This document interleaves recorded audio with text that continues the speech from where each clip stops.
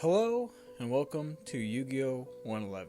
This is the class on basic monster information and summoning of monsters. This class will go over all the different types of monsters in more detail and any information on each one to a more basic level. I will go into a deeper analysis on all these in a later video even more. So normal monsters, effect monsters, I'll do an additional video on all these, but in this one I will just be going over the basic information on summoning, any unique attributes that they have, and so on and so forth. So let's get started.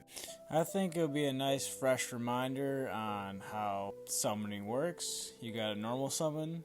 Like I said, you need tributes for this normal summon. You can use no tributes for a level 4 or lower, 1 tribute for a level 5 or 6, and then 2 tributes on level 7 or higher. Doesn't matter, anything higher. It could be a level 12 or a level 7. You need 2 tributes. Most of the time it's confusing because the Egyptian gods have 3 tributes. You need 3 tributes, so most people, as me, as a kid, I thought any monster that was like level 10, 11 to 12 just needed 3 tributes. But it's only monsters that will say in the card effects that you need 3 tributes to summon that monster, like the Egyptian gods, like Abba, Slifer, Ra. And there's other ones that need 3 tributes, like Wicked Avatar, and all the Wicked series. As editing, I realized I did not cover one of the most important things when normal summoning. The normal set. The normal set is such a forbidden technique, or if you brick, that's all you can do. But the normal set is something, instead of putting your monster in face up attack position, you put it in face down defense position. And putting it in face down defense position can give you many advantages from your monster. A lot of effects target face up monsters, or they have to have a monster type that's needed, and face down you do not show level, type, attribute, anything. Not even show that you're an effect monster. You got nothing. That's just how it is, and that's something that the normal summon, it's just a set instead of a normal. It's like a tribute summon could be a tribute set instead, and the same thing would apply with tribute summon, but it's just a set instead. But anyways, let's get into our first class of monster. This is the normal monster. It's called a vanilla monster. It's because it has like a kind of like a yellowish vanilla kind of look to it. So most people in the community call these vanilla monsters, but normal monsters are monsters that do not have a text. They have a nice flavor paragraph called flavor text. And the funny thing about these flavor texts, there's one monster called Suship. It's the normal monster Suship, and it has the most flavor text out of every monster, and it's supposed to be kind of like a joke because it's a kind of a food ship that has the most flavor text. But another thing that's unique about normal monsters is they are mistaken for non-effect monsters. Non-effect monsters are not the same as normal monsters. Non-effect monsters are extra deck monsters like Fusion, Synchro, XYZ, and Link. Any of those that that have 0 effect are non-effect monsters. And rituals. Rituals are also, if they don't have an effect, they are non-effect monsters. They are not normal monsters. So they don't classify as normal monsters because sometimes cards will activate and need a normal monster to have its activation be fulfilled. And other times they just mean a non-effect monster. An example of this are the Tenny Spirit monsters. Tenny Spirits are monsters that say when a non-effect monster is on the field, the effect for its condition is activated. So for example, the Water Tenny Spirit, when a non-effect monster is destroyed, you can special summon that monster from the grave and destroy a monster your opponent controls. Another thing is normal monsters count as non-effect monsters, but non-effect monsters do not count as normal monsters. And one last tip I think that is important about normal monsters is that every token is considered a normal monster. If you special summon a token of any type, any name, it will count as a normal monster. And we get to our next most popular monster in Yu-Gi-Oh! Most likely you're going to be putting this monster in every one of your decks, and it's the Effect Monster. Effect Monster has a darker tint to it than a normal monster, but you'll know it because it'll say effect on it, like in its text next to the type, and it'll have an effect that is either kind of garbage or the best thing that God has ever graced. It could range from destroying a monster to stealing a monster to just gaining 500 life points. It could range from anything, and there's a bunch of different subtypes in effect monsters. These effect monsters come in 5 different subtypes: Gemini, Spirit, Union, Flip, and Tune. There's a 6th named Tuner, but it is not important, and it will be covered in later like 5 minutes, and you'll know why I don't include it until then. A Gemini monster is a monster that has to be normal summoned 2 times to get its effect. So when it's on the field the first time you summon it, it is just a normal monster. But you can normal summon it again and you get to have the effect. I know there's a giant text box that makes it so confusing. You're like, what the heck is it even on this card? But it's literally just that. A Gemini monster is literally just a normal monster until you summon it again. Tribute summon that monster. You don't need to tribute it again. You just need to just use your normal summon to have it have an effect. It just wastes your normal summon to have that monster have an effect. And then there's spirit monsters. Spirit monsters are monsters that cannot be special summoned at all, and when you normal summon it at the end phase, that monster comes back to your hand. And that's basically the mechanic of spirit monster. There's one spirit monster that caused a lot of trouble back in the day. His name is Yada Garasu. There was a thing called the Yada Lock where they would use Chaos Emperor Dragon.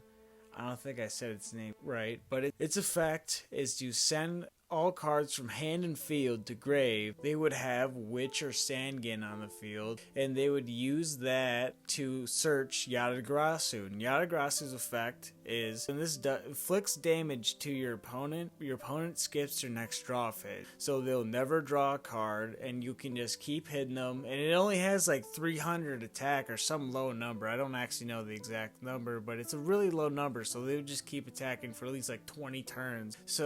And that's why I was like banned on the ban list for a long time. That was like the first time they ever banned a card was with Yatagarasu.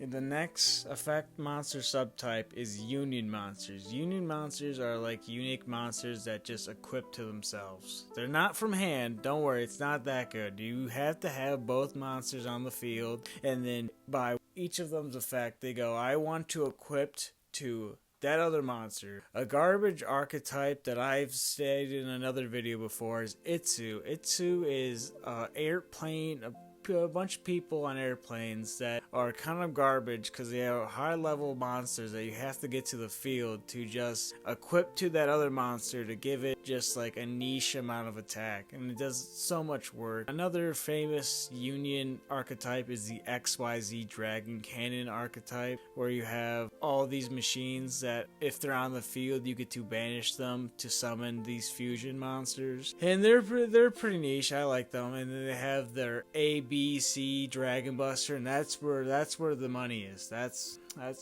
were the best Union monsters I know in my opinion. But maybe I'm just an old fossil that doesn't know any new Union monster archetypes. But I think the ABC ones are definitely the cream of the crop when it comes to Union. And I don't think there's that good Union support. Maybe I haven't been in Master Duel or the TCG, but I don't think they have way good enough. They left this archetype in the dust. This little niche mechanic. I think it really needs to be like stepped up. And then a common subtype of monster is the Flip monster. A Flip monster is one of my personal favorites, but it's gotten pretty slow in this game. But Flip monsters are still pretty cool in my book. That when you put them face down, if they get flipped up in any capacity, either by battle, most likely, or a card effect like Book of Tau, or any monster that would just say flip it from face down or face up, or change the battle position of that monster.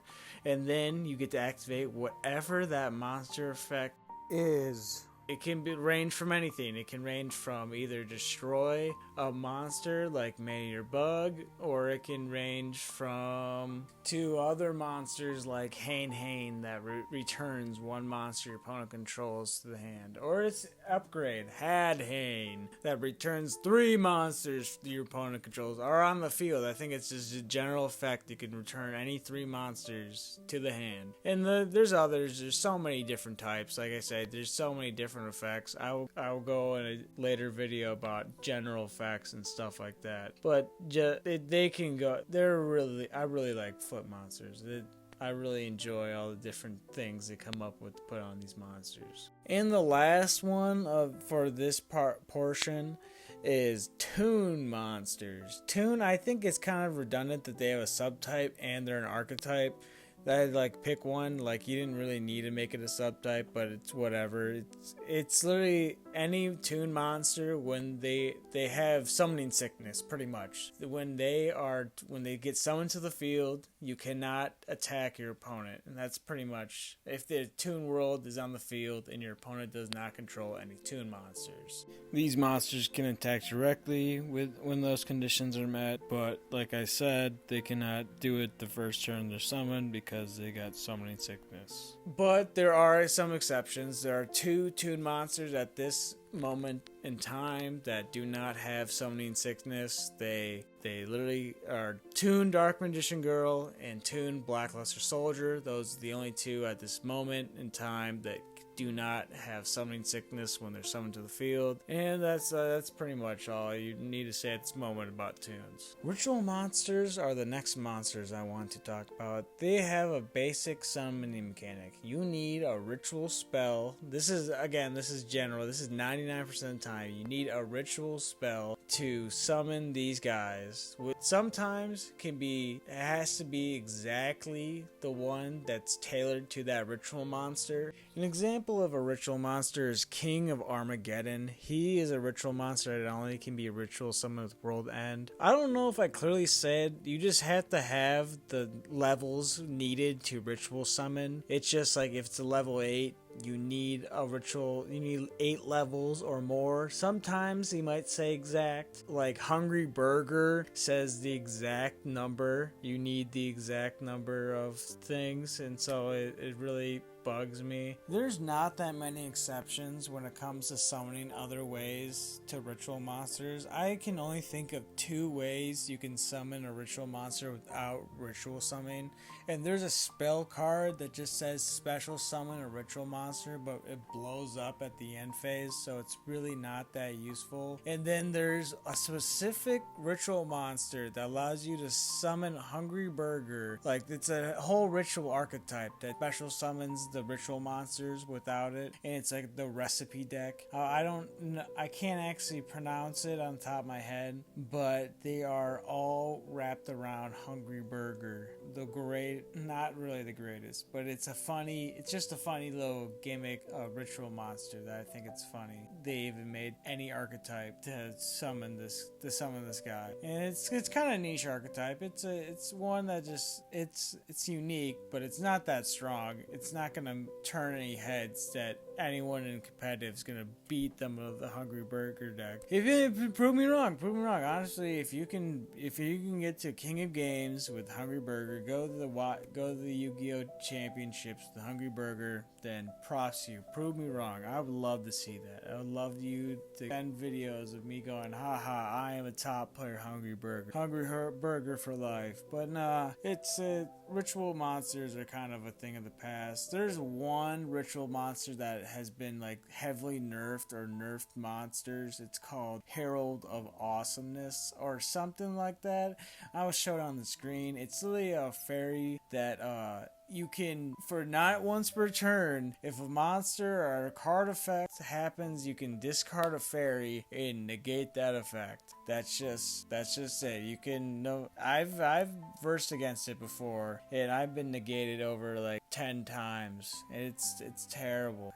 I would hate for any person to face that Herald monster at its peak. I think that's it on rituals, so let's now go to fusions. Fusion monsters are monsters that you need a spell card or a monster effect to say, hey, I get to fuse multiple monsters into one monster. This purple card that's a fusion monster that lists on it the fusion material that you need to make it. It could range from 2 monsters like Blue Eyes Twin Burst that needs 2 blue eyes to summon this monster, or it could be very generic like 5-headed dragon that just needs 5 dragons. Another thing about fusions is there's something called fusion substitutes. Fusion substitutes only can be used on monsters that have the name, like Dark Cavalry says Dark Magician and a Warrior monster. You can use that fusion substitute on Dark Magician, but you can't use it on that Warrior monster. You can only use it for monsters that have that name with like the parentheses next to it. The fusion material needed for these monsters can range from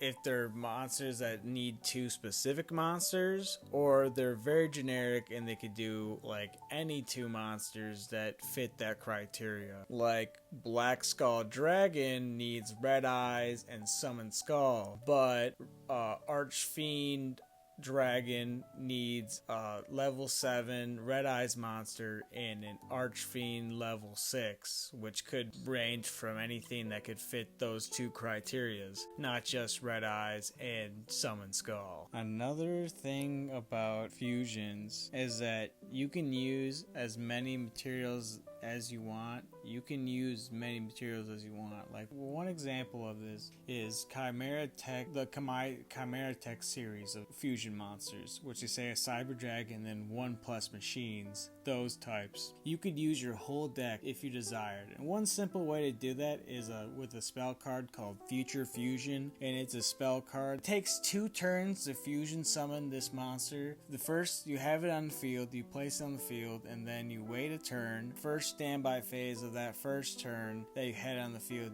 you send all the material needed for that monster, and the second standby phase, summon this monster to the field. And it's amazing to see how people can use their whole deck. It's crazy. I've seen it before. It's funny. It's pretty cool. It's not something you can consistently do, but it's funny when it happens. It's really a treat. And the last tidbit of fusion information is the card of Eye of Timaeus. Some people have the misconception when you use Eye of Timaeus, you need like a dragon or the other like fusion material too to use that. No, you just need a Dark Magician or Dark Magician Girl too. You distribute them and you summon the monsters. You do not need a warrior if you're summoning Dark Cavalry and you're using Eye of Timaeus on your Dark Magician. You do not need a warrior or anything. You just send that Dark Magician, and you just need one monster. You just need one monster to fusion. Mass Change. Mass Change is also a rare occasion where you fusion summon without kind of technically fusion summon. There's also many monsters that state that you can special summon fusion monsters from the extra deck, like Cyberstein. If any monster doesn't state in its text that it can only be special summoned by fusion summoning, you can special summon that monster from the extra deck. If a monster states or effect states that when this occurs, you can special summon a monster from the extra deck. There are 2 times that I can think of that happens, and that is Cyberstein, where you pay 5,000 life points, you summon a fusion monster to the field, and Waking the Dragons, where if your opponent destroys the set trap on the field, you get to summon a monster from your extra deck. And it's really cool. I like that. It's like a bluff. It's like a bluff you could have, because a lot of times people will destroy your spell and traps, especially with the higher up you get in rank. The more likelihood your spell and traps are going to get destroyed before the battle phase is like 60-70%. You cannot hope that your mirror force is going to magically stay on the field. No, it's going to get blown up.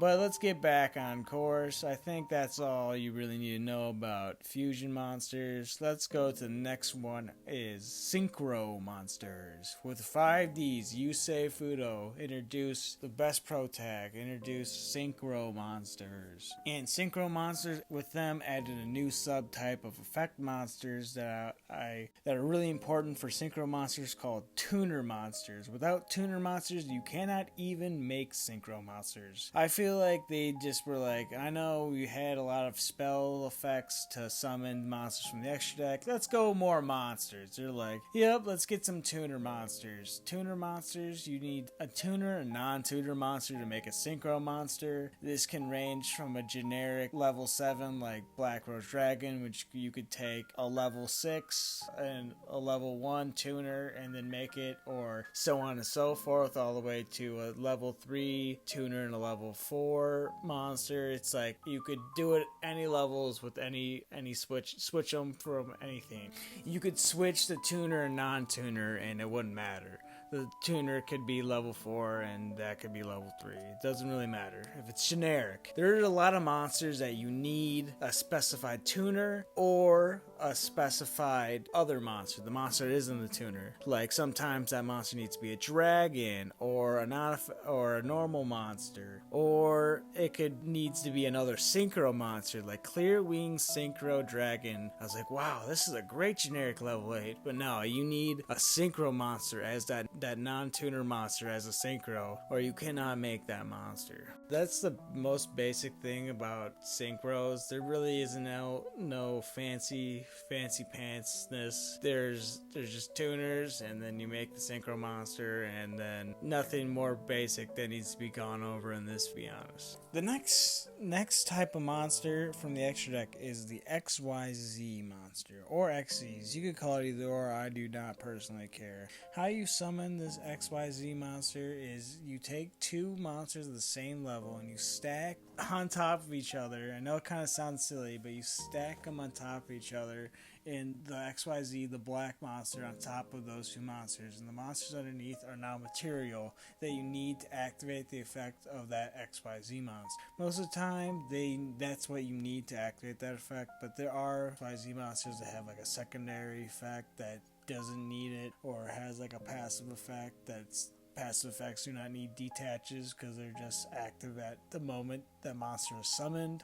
And XYZ monsters do not have levels. Their things are called ranks. And so any card that states a level, you need a level to do this, or a level happens, or you lose attack equal to the level, does not happen with XYZ monsters. They have ranks, and that's why a lot of cards say level/rank, so that actually matters. But ranks are pretty much just the same thing as levels, but they're just not called levels. And another basic thing you need to know are rank up spells. How you get you can make more powerful XYZ monsters by using rank up spells to just go from one XYZ monster to another. Sometimes they transfer over the material, sometimes they don't. It's truly depending on how good Konami truly wanted to make that card. One example that I disliked that they did was Leerlusk.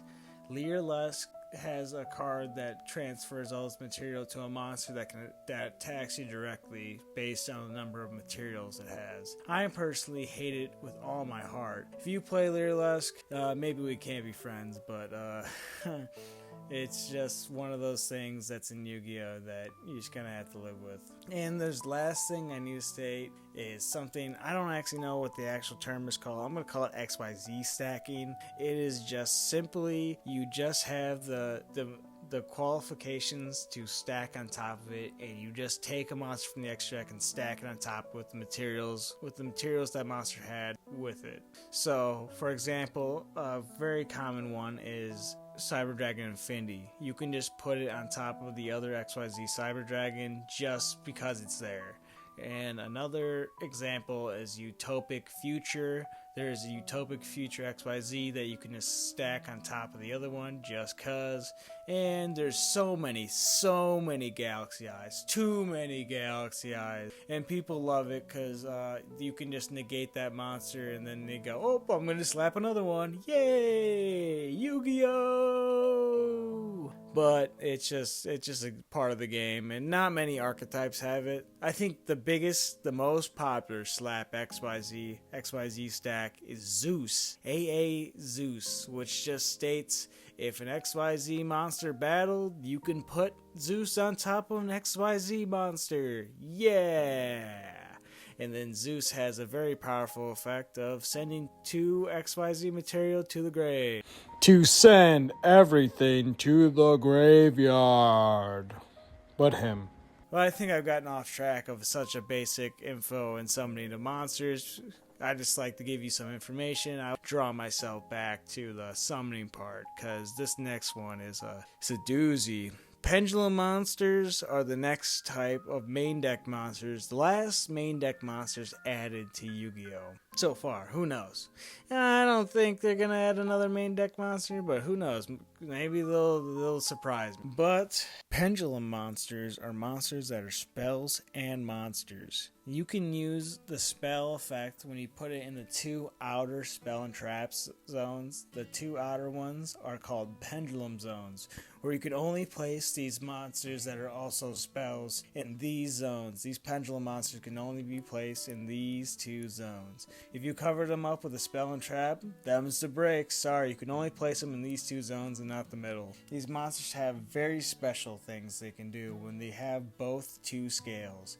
The thing on the monster, there's a lot of things that happen. There's 2 text boxes. Like I said, you can only use the spell effect when the top text box is the spell effect that you can use when it's in the spell and trap zone.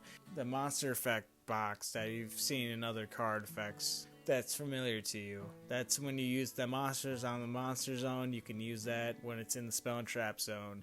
You cannot use the bottom box when it's in the spell and trap zone, and you cannot use the spell effect when it's in the monster zone. They also have something called pendulum scales, and pendulum scales are the 2 arrows with the number next to it, and that number is very important because it's involved with a pendulum summon. When you have 2 monsters in those pendulum zones, you can summon any monsters in between those 2 levels. So if you have a 1 and a 7, you can summon a 6, a 5, a 4, a 3, or 2 of any monster in your hand or in the extra deck monster zone if there's a monster on the top of your extra deck. Which pendulums, they do not go to the graveyard. When pendulums are destroyed by battle or card effect, they are sent to the extra deck monster zone. So when you pendulum summon, you could also pendulum that monster back from the extra deck monster zone, or back from the extra deck, because they're face up, and then you could put it on top of the extra deck monster zone. So to reaffirm that pendulum monsters need 2 monsters with 2 different scales on each end, and then you can special summon all monsters in between those levels from the extra deck or from your hand. The last monsters made in Yu-Gi-Oh! So far are Link monsters. And Link monsters are blue monsters that can be easily made by having the monsters needed on the field, and you just get to Link summon it. You have to Link summon it to the extra deck monster zone, and if you want to Link summon another monster, you have to have that monster point to a Link zone that monster is pointing to. Every monster that's a Link monster has Link arrows, and these Link arrows can point in 8 different directions.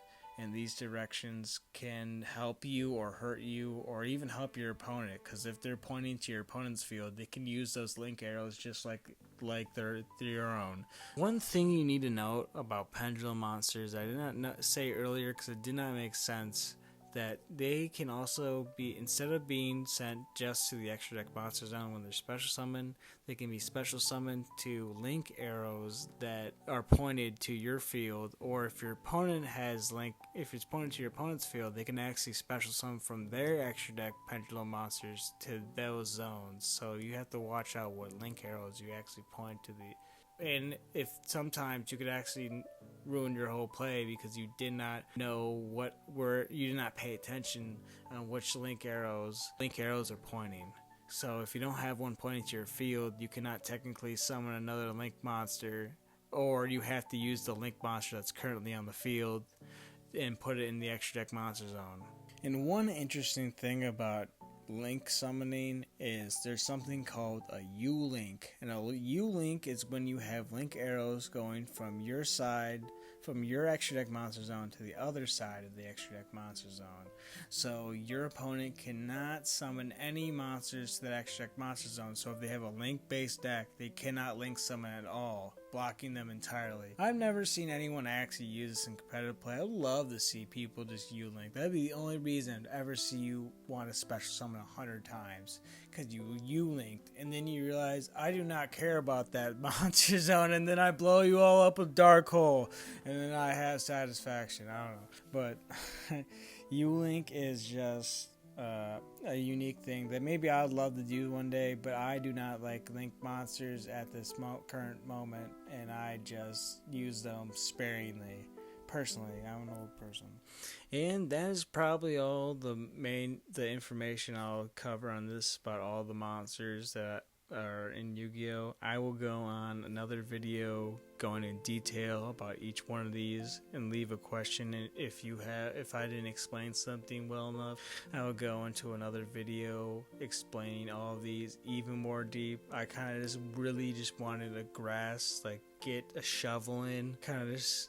And Yu-Gi-Oh! It's kind of one of those things you need to revisit 3 times to actually learn. And I kind of think it's kind of interesting talking about these monsters. It goes from you just have normal and effect monsters, rarely just using fusion and rituals because they're kind of not good and they kind of take too much resources. They're cool when you pull them off, but it's better just to have Man Your Bug and Summon Skull. And then there's like, alright, we're gonna make them more useful. Do that. And then they're like, nah, sometimes you don't get the spell and you only get the materials. Or like with ritual monsters, the biggest problem with those is if you have only ritual monsters, no ritual spells, those ritual monsters are pretty much useless. You have to use them for fodder, for a card effect or something like that. And it's crazy, and sometimes it makes you angry and don't want to play any ritual monsters.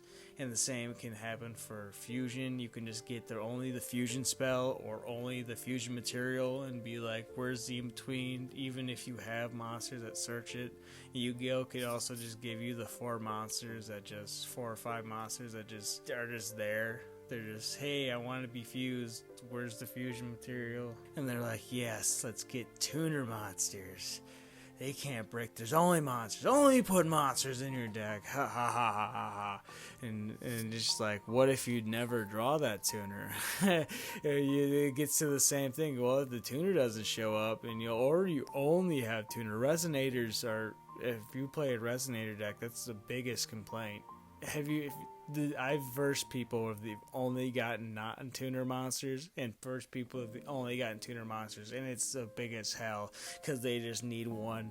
They just need one or the other, and their deck just explodes, but they're just trapped because they only drew the tuner monsters. And it's like, what? Okay, let's get rid of the tuner monsters. The monsters need to have the same levels. It's not too hard, man. You gotta have the same levels, and it gets to the point where, yeah, I actually can't think of a brick on the top of my head unless somebody just randomly changed your levels, like Predaplant. Predaplant can change your level to 1 and be like, ha ha ha, Synchro with that, or XZ's with that, man.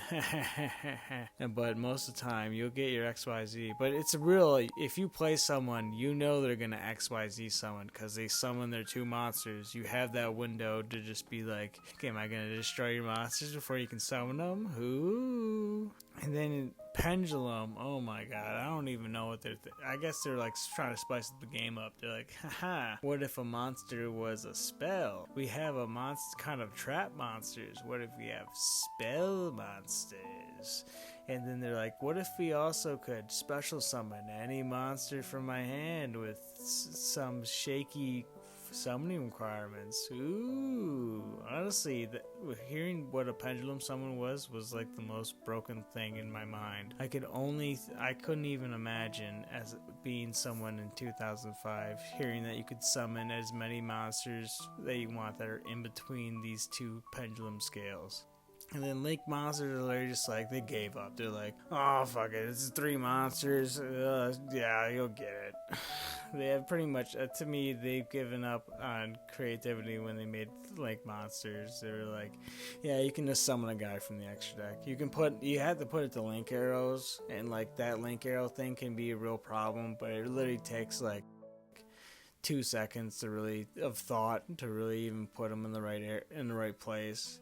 And you just need like a couple games of practice, but the links can just become the most broken thing ever. And that was just my final thoughts on monsters, to be honest.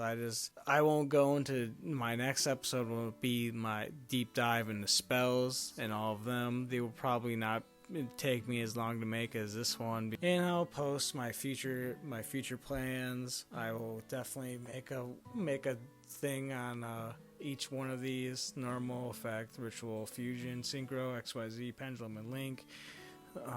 Hopefully by then I'll have a better appreciation of Link and XYZ monsters and actually give you more non-cynical value to them when I cover those classes.